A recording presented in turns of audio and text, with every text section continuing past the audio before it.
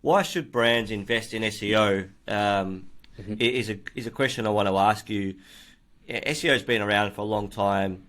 A lot of people, a lot of conversations we have, I know, is, we've been burnt with SEO agencies in the past, and we'll address that in a second, in a little bit later in this episode. But, from your point of view, why should brands invest in SEO?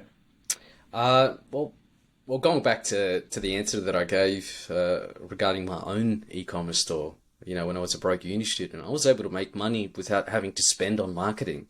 And obviously, a lot of your listeners are people that have much greater business maturity than I did at the time.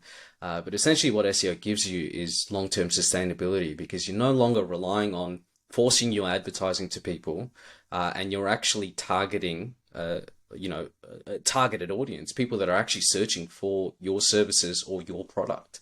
And obviously paid advertising has changed now, where the algorithm is, a lot more applicable to targeted audiences. But SEO in general is the cheapest way that you can bring people who are explicitly looking for your services exactly, right? So I'm interested in knowing why you think brands should invest in SEO as well, mate. So I might throw that question right back at you.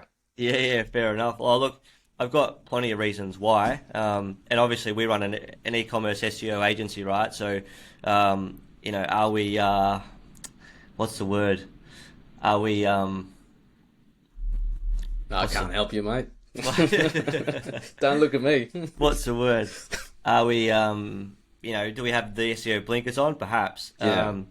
I'm not sure. But if you look at SEO, as you mentioned, you get free traffic. And I think free traffic and earned position, which is really important. And you get the most amount of profit on the least amount of spend. Exactly. If you look at paid, you spend a fortune on it, right? And it gets more and more expensive when competitors come into the market. Yeah. It still only gets between 10 and 15% of clicks on the search engine results page. Yeah. And the big thing for me, the day you turn it off, it could not care less about you. You know what I mean? Exactly. You're never to be seen in that position again as soon as you stop advertising. Exactly.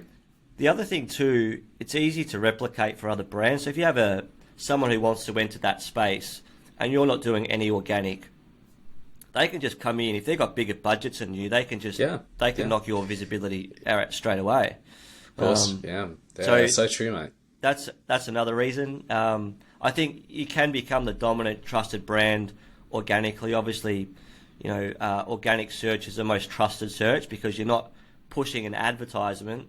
Yeah. As you said, you're attracting them, and it's really intent based. Yeah. Anecdotally, even people that I've spoken to, like clients that I've spoken to, they've preferred the organic listings when they've actually made a search. So, people aren't stupid. They know what a sponsored listing is. They know that those companies paid for that particular position. So, I think people gravitate towards the organic listings anyway.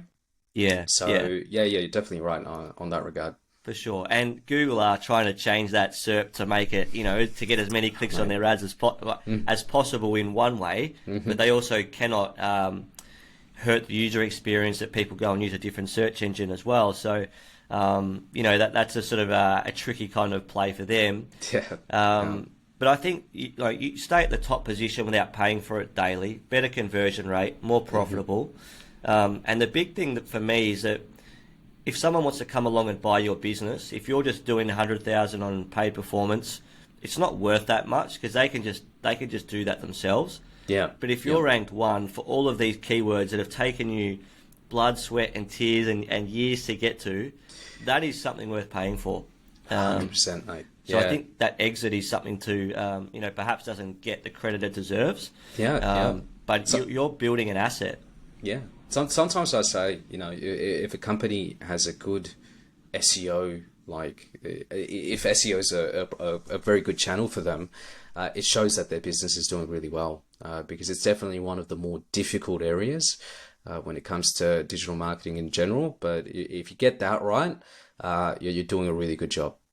Yeah, 100%. And I always look at, I had Brendan Gillen on the podcast and, a little while ago, and he mentioned this thing of the traffic trifecta. It really resonated with me. But if you can have a brand where you're getting 30% of your traffic from SEO, organic, earned traffic.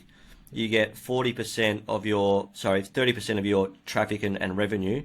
40% is through own, so email database, text, previous customers, grow that database. That's 70% of free traffic. Yeah. And then you get 30% through paid channels. The fluctuations of paid and cost per clicks and results and all that, can kind of go up and down, but you've got 70% that's basically free.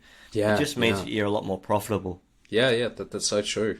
I didn't hear that podcast specifically, but yeah, that's a definitely good analogy. But mate, what are you doing? You're the only one. Yeah.